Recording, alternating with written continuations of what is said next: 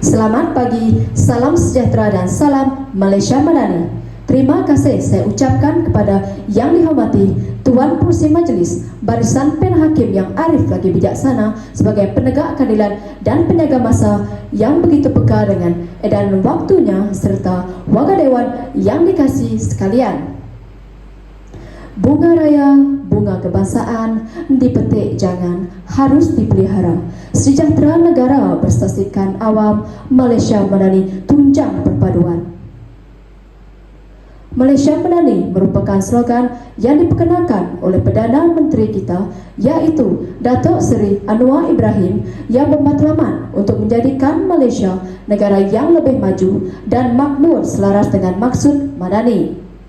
Menurut Kamus Dewan edisi keempat, Madani membawa maksud maju dari segi pemikiran, kerohanian dan kebenaan. Begitulah terciptanya tajuk pidato saya pada hari ini, yaitu Aspirasi Generasi Madani. Sebelum lidah bermain kata, sebelum mulut petah berbicara, alangkah baiknya kita menelusuri akar-akar jelujur mengenai tajuk yang akan saya sampaikan pada hari ini. Menurut Kamus Dewan edisi keempat, aspirasi didefinisikan sebagai penghargaan ataupun semangat oleh seseorang individu kepada individu yang lain, manakala generasi pula didefinisikan sebagai individu yang lahir pada waktu yang lebih kurang sama. Selain itu, menurut pandangan seorang doktor, yaitu Al-Farabi, beliau menjelaskan bahawa maksud Madani dikaitkan dengan bidang pengajian tentang pelbagai jenis perlakuan dan cara hidup manusia, termasuklah akhlak dan persoalan jiwa. Hadirin yang dihormati, peribahasa pemuda harapan bangsa, pemudi tiang negara membuktikan kepentingan belia yang berilmu bagi membentuk generasi Madani supaya dapat menyumbang pembangunan negara yang lebih mapan. Generasi ini merupakan ajakan paradigma yang berperanan besar dalam struktur kenegaraan.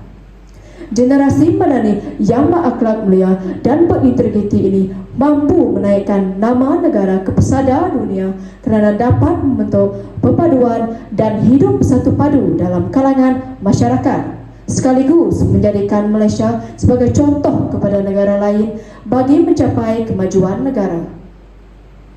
Hadirin yang dikasihi sekalian, mauduk saya yang kedua ialah generasi Madani mempunyai ilmu pengetahuan yang tinggi dan kuat yang dapat dijadikan titik tolak menaikkan imej negara pada pandangan masyarakat di dunia.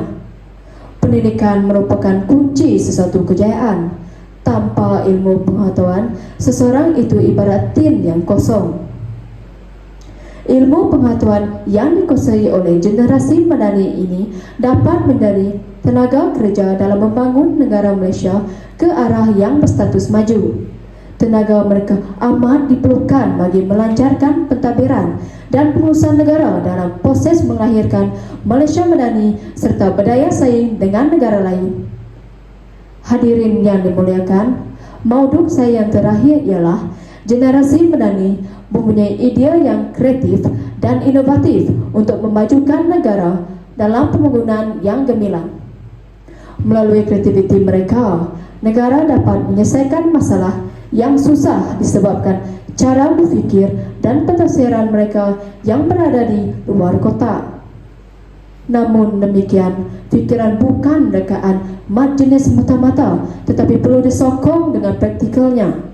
Pendek kata, pembangunan negara akan tercapai jika mempunyai barisan pelapis yang kreatif dan inovatif supaya negara kita duduk sama rendah berdiri sama tinggi dengan negara-negara moden yang lain. Melalui hujah-hujah yang telah saya lontarkan tadi, sudah terang lagi bersuluh bahawa generasi Madani memberi pelbagai manfaat ke arah kemajuan negara kita secara holistik. Konklusinya, setiap individu perlu memainkan peranan yang penting bagi merealisasikan hasrat Malaysia Madani agar dapat dicapai dengan jayanya. Marilah kita berganding bahu bagai awur dengan tebing bagi menjayakan aspirasi generasi Malaysia Madani. Setakat ini sahaja pidato saya pada hari ini. Saya akhiri pidato saya dengan serangkap pantun.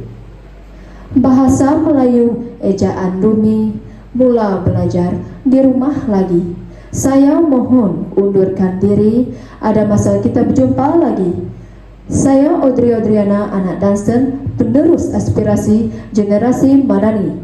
Sehingga kita berjumpa lagi di kesempatan yang lain. Sekian, terima kasih dan salam Malaysia Madani.